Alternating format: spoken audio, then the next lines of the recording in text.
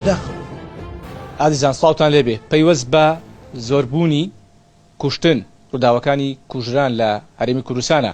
بە جۆرێک کە لە حاڵەتەوە خەریکە دەبێتە دیادێشی ڕۆژانە و هەموو ڕۆژێک گوێبیستی هەواڵی کوشتن و کوژرانی چەندین کەس دەبین. ناتومەت لای مامۆستای ئاینی و بانخواز مامۆستا سۆران عەبدولکەریم بزانین لە ڕووی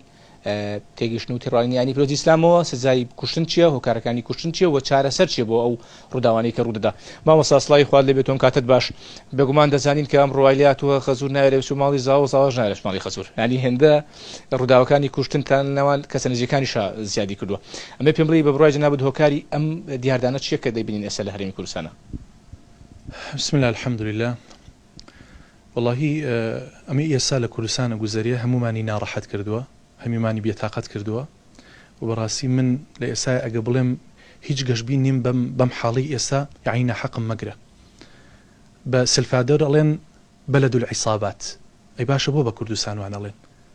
لە هەموو سلفادۆرە وابزانم هەفتەی 2 کەسە کوژرێت، بەڵام لە کوردستانە هەموو ڕۆژە خەڵکە کوژێت. اینجا خۆی خۆشیەکەشی لەوەی هەیە، یعنی ئەوەی جێگەی سەرسوڕمانە ئەوەیە، یعنی ئەوەی ئەکوژێت نازانێ بۆ ئەکوژێت، کوژراوەکەش نازانێت لە بەرچی کوژرێت. وەکو پێغەمبەری خوا صلی الله علیه وسلم فەرمێ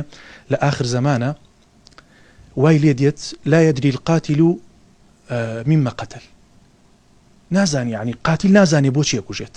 ولا المقتول لماذا قتل، ئەوەشی کە کوژراوە نازانێت لە بەرچی کوژرێت. یعنی تۆ ئەوە بەڕاستی نازانم، یعنی ئەوە چ بەهایەکە بۆ ئینسان دادناوە لەسەر فولایت خەڵکە کوژیت، ئەوە چی ویژدانێکە لەسەر قاس کاکە لەسەر قاس لەم وڵاتیە خەڵکە کوژرێت، لەسەر شەڕە سەگ حاشا لە ڕووی جەنابتان و پەرژین بێکی قایم بێ لە بینەران و بیسەران خەڵکە کوژرێت. اینجا ئێستا وای لێ هاتووە خانەوادە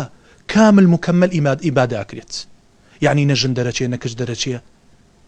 نازانم، یعنی ناوی بنێم چی، بەڕاستی گەشتبین نیم و زۆر ناڕەحەتم و کەسیش لە ژیانی خۆی ئەمین نییە، بەڕاستی هیچ کەسێ لە ژیانی خۆی ئەمین نییە بەداخەوە. مامۆستا هۆکار چییە بە بڕای جەنابەت هۆکاری ئەم زۆربوونی ڕووداوانە کە بوونەتە دیاردەش بەڕاستی وەکو جەناب دەڵێ هۆکارەکەی چییە بڕای جەنابەت؟ یەک هۆکار هەیە، من بۆ دوانی ناگەڕمەوە، بۆ یەکێگەڕم. حکمی خوا جێبەجێ ناکرێت بەرامبەر بە قاتیل، ئەگەر بکوژرێتەوە هیچ کەسێک ناتوانێت خەڵک بکوژێت، چکە نفسی مرۆڤ زۆر بەڕێزە. تەنانەت پێغەمبەری خوا صلی الله علیه وسلم فەرمووی نفسی ئینسانی موسڵمان ئەوەنە بە حورمەتە، یعنی لە کەعبەش بە حورمەترە، بەڵام ئێستا هەرزان بۆ خەڵک لەسەر کۆمیانت خەڵکە کوژێت، لەسەر لە ناو لایڤا قسە بە خەڵکە ئەوتریە و دوای ئەچن ئەی کوژن، لەسەر دەستشکانەوەی سیارە خەڵکە کوژن. ئەگەر دوو بکوژ لەو شوێنەیە بکوژرێتەوە خەڵک جورئەتی ئەوە ناکەن خەڵک بکوژن. ئێوە تەسەوڕەکەن خوای پەروەردگار لە قورئانە حکمت چیە لەم ئاەتەوە کە ئەفەرمێت وفي القصاص حياة يا أولي الألباب، لە تۆڵە و لە کوشتنەوەیە ژیان هەیە. ئەگەر بکوژێک لەم شارەیە بکوژرێتەوە لەو شوێنی کەوا کوژراوی تیا کوشتووە، ئەو کەسەی تیا کوشتووە، هیچ کەسێ جورئەتی ئەوە ناکە خەڵک بکوژێت. بەڵام قەزێکە ئاوەیە ئێستا خەڵکێک ئێستا لە دەر پێشتر لە دەرەوە بوو هیچ نەبوو بیخوا، کەسابەتی نەبوو، هیچ نەبوو، تەنانەت پارەی ئینتەرنێتەکەی نەبوو.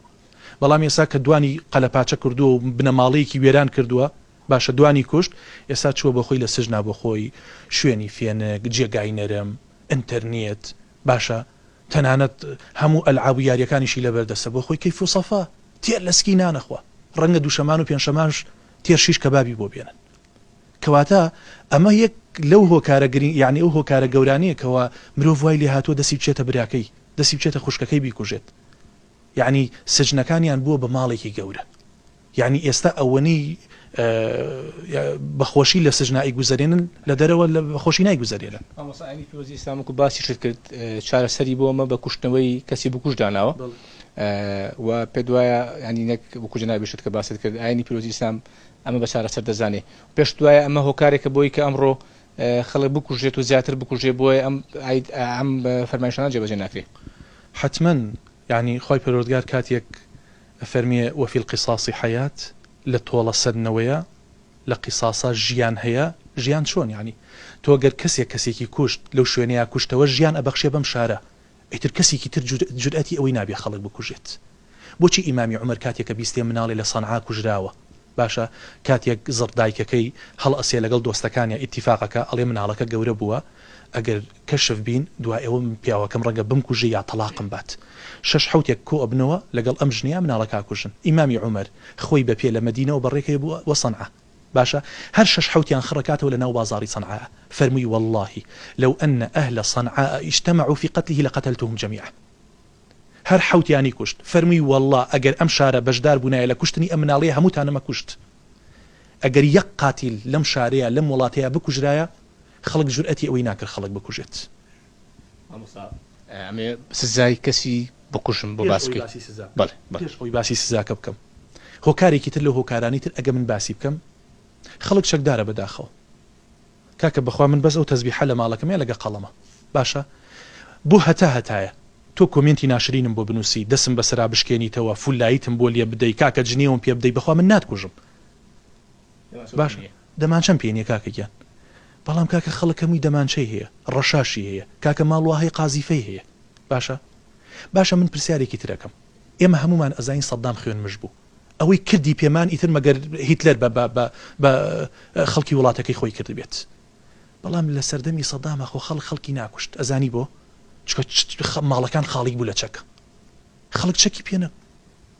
ئەگەر شەڕشی بکردایە بەدار شەڕێ کرد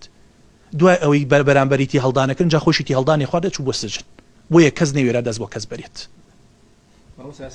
کەسی نزیشی ژانی وەکو باسم کە پێشەجێکی خەزور و زاوا خەزورە کوژێ خەزور زاوا کوژێ زۆر کەسی نزیکی ژیانی ئێستا من و تۆ هەردووکمان چەکمان پێ نییە ئەبێتە دەمە قاڵەمان باشە بۆکسێکت لێدەم ئەی تۆ چیم لێدەیت تۆش بۆکسێکم لێدەیت باشە بەڵام ئەگەر تۆ چەکت پێ بێت بۆکسەکەی منەکەی بە فیشەک یعنی بەڕاستی ئەبێ مەسئولین یعنی خەمخۆرانی ئەم وڵاتە بە تایبەت دەسەڵات بیر لەوە بکاتەوە کاکە ئەو خەڵکە داڕنێ لە چەک ئەو خەڵکە بێ چەکە کاکە تۆ چەکت بۆ چیە لە ماڵەوە بەس پێم بڵێ یاخە مناڵەکەی من و تۆ هەموو هەردووکیان لە هاوتەمەن یەکترین 6 ساڵانن لە دەرەوە شەڕەکەن لە کۆڵان شەڕەکەن ئێ معقولە تۆ بێ فیشەکێ بنی بە ناوچوانی منەوە من بکوژی لە بەرچی مناڵەکەم لە مناڵەکەتی داوە ئەخە ئەم دوو ڕۆژتر ئەم دوو مناڵاچنەوە لای یەکتری تا ئەو خەڵکە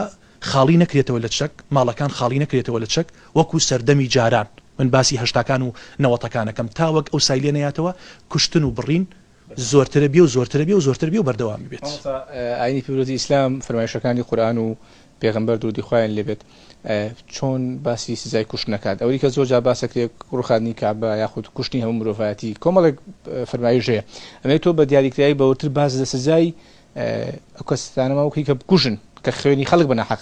دڕژێنن بەداخەوە ڕۆح زۆر پیرۆزە خوای گەورە بەخشیەتی بە من بەخشیەتی بە هەموو خەڵک مافی هیچ کەسێک نییە ئەو ڕۆحە دەرکات ئیلا مافی خوا سبحانه وتعالى بەس مافی خوایە بۆ هیچ کەسێک نەهاتووە ڕۆح لە کەسێکی زین و بسەنێتەوە ئیلا بە حەقی خۆی نەبێت ئیلا بە حەقی خۆی نەبێت تەنانەت پێغەمبەری خوا صلی الله عليه وسلم فەرمیێت لە زەوال الدنیا ئەم دنیا تێکچێت ئەهون عند الله لای خوای پەروەردگار ئاسانترە یعنی سوکترە لەوەی بچی مسلمانێ بکوژێت یعنی ئەگەر دنیا تێک بچێت یعنی بڕۆ کاکە گیان بە تۆپ و تەیارە و بە هەر شتێکەوە قووەت و هێزە دنیا بڕوخێنە بەڵام لە مقابلا یەک کەسێ بکوژە لای خوای پەروەردگار کەسەکە گەورەترە تەنانەت بڕۆ ئێستا یعنی کەعبە بیت هەمووی بدە سەریەکە یعنی بیسووتێنە بەڵام لە مقابلی ئەوەیە بڕۆی کەسێ بکوژی لای خوای پەروەردگار کەسەکە گەورەترە ئەگەر کەسێک کەعبەی پیرۆز بڕوخێنێت لا خوای گەورە لەوە باشتر و خۆشەویستە کە خوێنی کەسێک بە ناحەق بڕژێ ئەهون عند الله لە زەوال الدنیا ئەوەی لە دنیاە چییە کەعبەشە یعنی ئینسانی مسلمان ئەوەنە بە حورمەتە بۆیە خوای پەروەردگار گەورەترین هەڕەشەی لە قورئانە داوە و من چەندین جار قورئانم ختم کردووە چەندین جار قورئانم هەڵداوەتەوە تەفسیرەکانی قورئانم خوێندوتەوە هیچ هەڕەشەیەکی خوا سبحانه وتعالى بەقەت هەڕەشە لە بکوژ بە قووەت نییە بەهێز نییە هەڕەشەیەکی زۆر زۆر بەهێزە یعنی هێندە ترسناکە من نازانم ئەو خەڵکە چۆن جورئەتەکە خەڵک بکوژێت سوێن بەخوا هەتا ئێستا جورئەتم نەکرد و حیوانش سەر بڕم ئەوە نەبێ پیاوێکی ترسنۆک بم تێگەی بەڵام جورئەتم نەکردووە یعنی نازانم یعنی ئەو خەڵکە چۆن دەستێچێتە براکەی بیکوژێت یعنی من نازانم بە تایبەت ئێستا خزم و کەسوکا لە ناویەکە هار بوون ئەو خەڵکە هار بووە نازانم بۆ واکات یعنی بێ ئەوە هیچ خەسیرە دنیای لە دەستدا ئەوە قیامەتیشی ئەم سزایانە چاوەڕێیەکە ومن يقتل مؤمنا متعمدا هەر کەسێک ئیماندارێ بە ئەنقەز بکوژێت یەکەم شت فجزاؤه جهنم ئەو ڕۆژەی ئەمری ڕێک داخلی جەهەنمە بیت خالدا فيها ئەوەش نەبێ دەردکەنەوە خالیدەن فيها تایە ئەمێنیتەوە باش لە ناو جەهەنەمە لەنا ئەو هەموو ئاگرەیە بەو هەموو سوتایی و ناڕەحەتیەوە وغضب الله عليه خوا لێت تووڕەیە جا خوای گەورە لە کەسێ تووڕە بێت خەشمی خۆی لە هەر کەسێ بگرێت والله خابەوە خەسیت دۆڕانوەتی ولعنه برنفرتي كردواتا دور لرحمتي خواي پروردگار وأعد له عذابا عظيما وعذاب أشكنجيكي زور زور شي بو آماده كراوة خوا پنامان بات بوي أو كسي كسيك أكوجيت نازانم چه أميدكي بقيامتي خوي هي أو هيج أو دنياكي كاول بوا جا كردواري زور جوانيان وتوتيانا ناني شويكت نبيت بلام دوشمن دار نبيت إسا خلق دواي أوي خلق أكوجيت انجا واسطا كابو ولا أم مسؤول ما مصاب قربانە بم ئەم ڕیش سپی ئەو ڕێژ عشرەت دەستی خەڵک ماچەکات کاکە وەرە دەستی خۆ ماچکە عزیزەکەم ئێستا دەستی خۆ ماچکە بۆچی دەستی خەڵک ماچەکەی کاکە ئەعسابت هادئکەرەوە هێ من بەرەوە دنیا کاتیە تێپەڕێت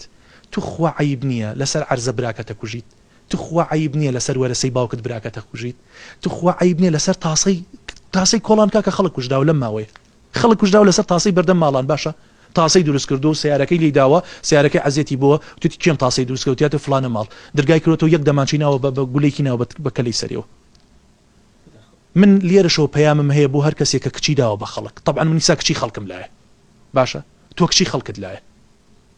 پەیامم هەیە بۆ هەر کەسێک خۆی ناوە غەزور نازام کوڕی غەزورە هەر کەسێکە کاکە کچەکەت کێشەی هەیە لەگەڵ زاواکەتە کاکە کێشەکە حەلک ئەگە کێشەکە حەل نابێ کچەکەی خۆت بێنەرەوە کاکە خۆ تەلاق عیبە نییە چاوەکەم ئەوە عیبەیە دوو ڕۆژ بڕۆی زاواکەی خۆت بکوژیت یا زاواکەت بەچەکەوە بێتە سەرت تۆ زێ بیرکەنەوە کاکە گیان ژیان بە یعنی بەخۆشیەوە خۆشە بەڵام بەداخەوە لە کوردستانە ئێسا خەڵک ژیانی نەماوە بەداخەوە یعنی تۆ تەسەوەر کە کاک عەلی کە خەڵک ڕوا بۆ ئەوروپا ئێمە وازاین هەمووی لە خۆشییا ڕوا بۆ ئەوروپا کاکە خەڵک زۆربەی هەرە زۆری ڕوا لەبەر کێشەی عەشایری ڕات والله ئەمانی نییە کاکە گیان ئەمانی نییە زای بۆ کاکە ئێسا خەڵکی کوشتووە لە وڵاتەیە دوای ئەوە بەرامبەرەکەی هاتووە دوانی لەمانی کوشتۆتەوە ئەمانەی تر هێشتا هەر هەڵەشادن ئەڵێن دوانمان کوشتۆ و دوانی تریشە کوژینەوە مەجبور خۆی و برا و کەس و کاری بڕا بەرەو ئەوروپا باشە ئێستا خەڵکێکی زۆر هەیە بەڕاستی یعنی ئێسا لەو وڵاتانت بێدەرەتان وەڵاهی حەزی بە ئەوروپانیە بەڵام بە هۆکاری کێشەی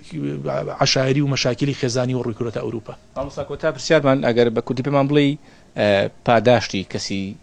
بەنەحەق کوژراو چییە ئەم باسمان لە سزاقی کردە و کەسێکە بکوژە بەڵام ئەو کەسێکە لە بەرامبەر ئاسەمی لێکراوە و خێری بەنەحەق ڕژاوە پاداش و ئەجریشیە لە ڕۆژی قیامەتە والله تر ئەوە معلومە هەر کەسێ زوڵمی لێ بکرێت مەزلوم بە تایبەت ئەگە بکوژرێت مرتبەی شەهیدی هەیە بە تایبەت کەسێک لەسەر ناموسی لەسەر ماڵەکەی خۆی لەسەر حەقی خۆی بکوژرێت یعنی ئێستا ئەو گەنجێکە لە هەولێر لەسەر فولایت کوژرە باشە کابرا دوو ڕۆژ بوو سەیاری کڕی بوو زۆر دڵی پێخۆش بوو خوێنکاری زانکۆش بوو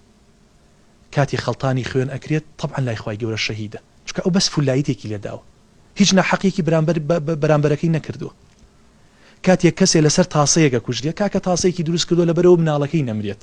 لەبەر ئەوە ماتۆرسوارێکی قژلول نەیە کێشەیان بۆ نێناتەوە ئەڵێ با هێواشی کاتەوە خاوی کاتەوە سیارەکەی تو ئەچی دیتە بەرگولە حتمما ئەم کەسە شەهیدە و ئەجری شەهیدش لای خوای پەروەردگار لەگەڵ یەکەم بەربوونەوەی قەترە خوێنی خوای پەروەردگار لە هەموو گوناحەکانی خۆشە بێت ئەمە ئەچێ بۆ بەهەشت ئەوەشی کەوا بکوژە ئیلا جەهەنەم و بئس المەصیر تو خوا خەڵک ئەوەنە بەجورئەتە خەڵکە کوژێت من نازانم دوای ئێوە بەرگەی چی سزایەکی خواگرن وەڵای ئێمە بەرگەی هیچ ناگرین